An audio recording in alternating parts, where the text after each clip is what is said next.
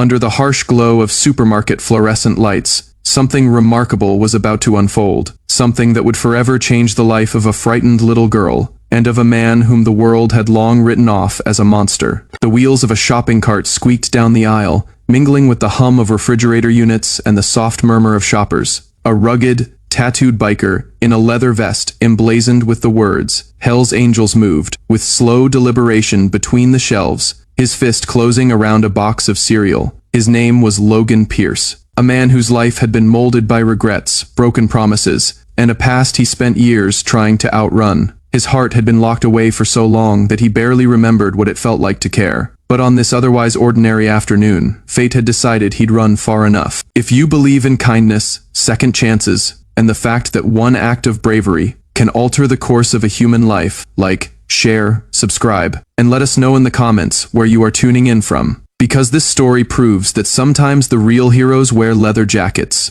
not capes. Logan wasn't looking for trouble, but he did need to pick up a few things before embarking on his long ride. Then he turned into the cereal aisle, and everything inside him stopped cold. A little girl, no bigger than 6, walked beside a tall man with a snake tattoo coiling around his arm. Her tiny hand was clutched in his, but her eyes told a different story. They widened the moment she saw Logan, and without blinking, she slowly lifted her hand, palm out, fingers spread. A silent cry for help. Logan knew that sign instinctively. He had seen it on the web late one night. A subtle hand gesture to signal to others if a person was in trouble. First, he thought he must have mistaken it for something else. Maybe she was just waving. Then, he saw her lips quiver, the light bruises dissolving along her wrist. And worst of all, how the man's grip tightened when he realized Logan was staring. The surge of Logan's pulse was unexpected. He didn't know the girl, didn't know her story, but something buried deep inside of him suddenly roared awake. Without thinking, he placed the cereal box back on the shelf and started walking towards them. The man with the snake tattoo looked up sharply, and his feet shifted, as if he was preparing for a fight. The little girl did not look away. Her eyes screamed, "Please don't leave me."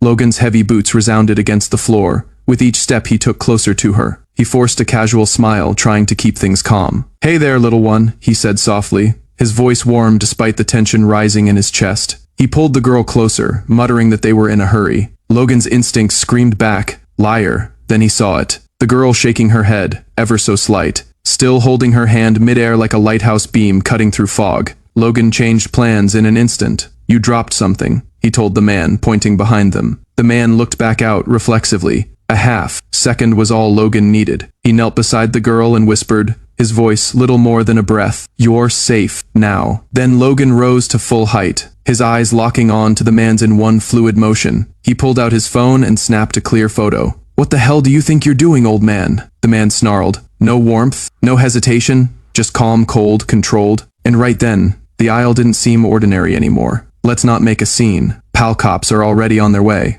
Logan's words came out calm, yet with a weight behind them that brooked absolutely no room for doubt. And he wasn't bluffing. The emergency SOS feature on his phone had already sent his location to local authorities. In but a few moments, the man's eyes went wide with panic. He let go of the girl's hand and ran down the aisle, knocking a rack of chips over in his mad dash to get away. Without hesitation, Logan shrugged off his leather jacket and placed it, still warm, over the shaken little girl. He led her toward the front of the store as bewildered shoppers began to stare. The sounds of sirens getting louder outside, then echoing across the parking lot. The girl's name was Mia. She clutched the edges of Logan's jacket in both hands, clinging to it as if it were the only solid thing in her world. Even when the police stormed inside and tackled the man before he reached the exit, Mia didn't let go. The moments immediately after that became a blur of clear, painful realizations. This man was not her father. He was not a relative. He had abducted her 2 days ago from a park nearby. No one had seen her since then.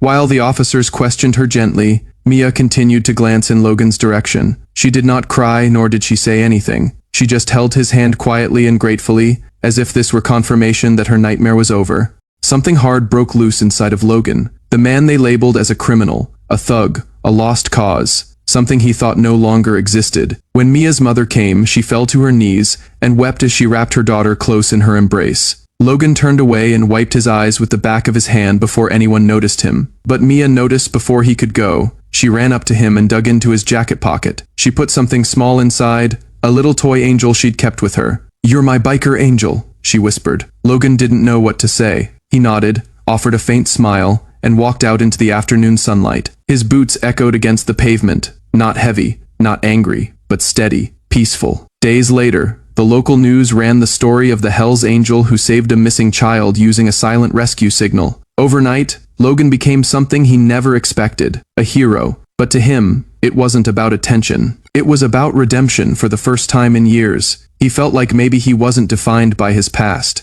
Maybe he still had something good left inside. The months went by, and every now and then, Logan would ride past that grocery store again. Occasionally, he'd catch sight of Mia and her mother, other times, not. Yet every time he rode past the store, he reached down and touched the little angel now attached to the keychain on his bike. A reminder, a vow, a promise that he would never look away from another silent plea for help, because, deep down, he knew the truth. That day didn't just save Mia, it saved him too. If this story touched your heart, if you believe even the roughest souls can carry the gentlest hearts, please like, comment, share, and subscribe. Let's spread awareness. Sometimes one hand signal, one brave moment, one person paying attention, can change everything. Before you go, tell us in the comments, what would you have done if you saw that little girl raise her hand?